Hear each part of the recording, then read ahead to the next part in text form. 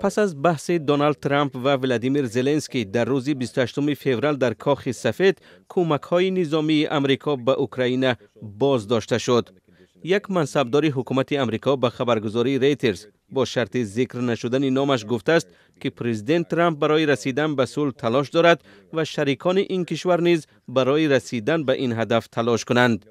این مقامدار گفته است که کمک‌ها موقتاً بازداشته شدند و تحقیق می شود که آنها تا کجا راه حل مشکل هستند. مقامات آمریکایی درباره مهلت تنفس و حجم کمک‌هایی که به اوکراین نمی‌رسند جزئیات ندادند. بعضی از منصبداران اوکراین برقرار کردن مناسبت را با ایالات متحده مهم دانستند.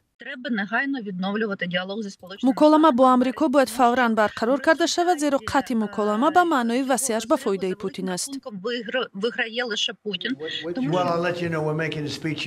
این تصمیم را نشانی از بزرگتر شدن اختلاف میان اوکراین و آمریکا می‌دانند.